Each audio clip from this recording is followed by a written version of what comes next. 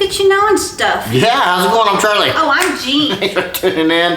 Fair warning, this is our 4th review in a row. We're doing a series on... I haven't even stood up. I haven't stood up. That's true, you have not.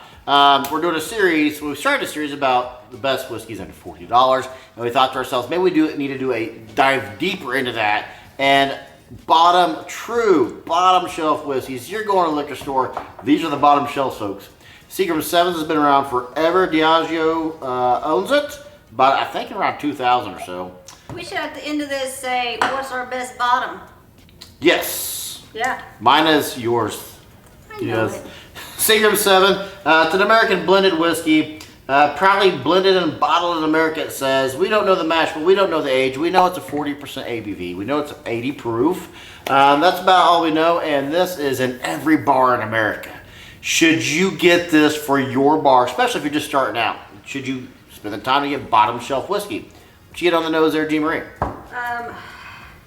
Like a Sprite. Ooh, I get like yes, lemon lime. Lemon lime Sprite notes. Yeah, this has the most unique nose and the darkest color of the other 3 that we've done so far. Ginger.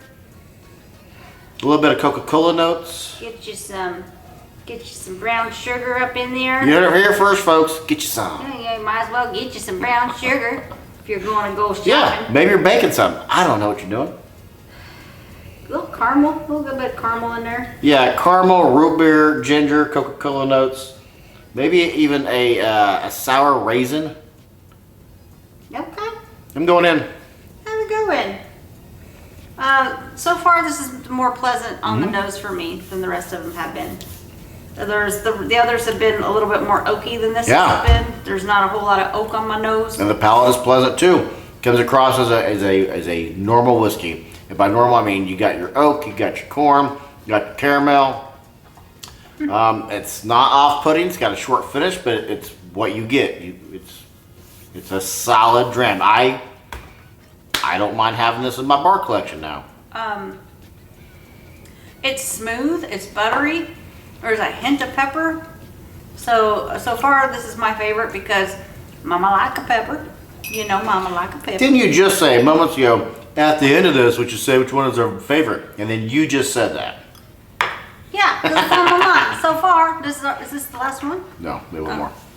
Well, it's not the end, is it? Not the end at all. Not the end at all. Maybe. It could be the end. Oh, we'll see.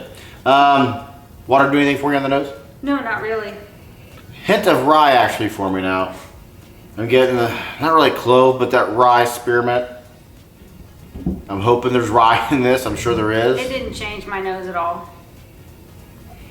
No nose changing, huh? Yeah. Maybe it's because we've had the other whiskeys. We've had Kentucky's Gentleman. We've had some other things. I'm not going to spoil for you. Go back and watch them. I'm not going to spoil. Don't be spoiling. I'll tell you what, several of the scores have never occurred on this show before. So you might want to go watch those. It is what it is. Ain't what it ain't. You know what I'm saying? Don't make me laugh while I'm drinking, woman.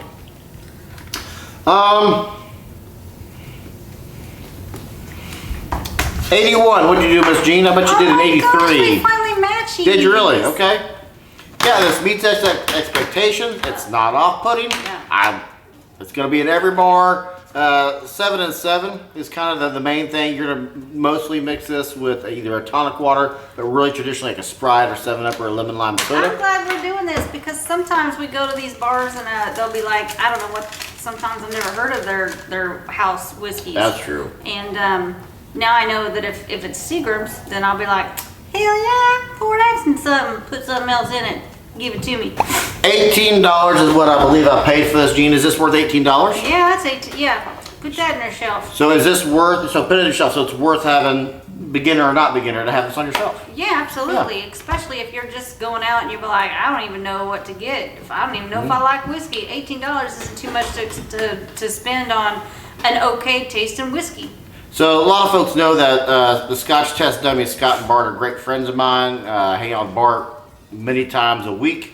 And we had a flood in our basement, and we're talking about Bart had a flood in his basement. And with that, and he said he sat his construction workers down for a tasting. I'm like, that's great.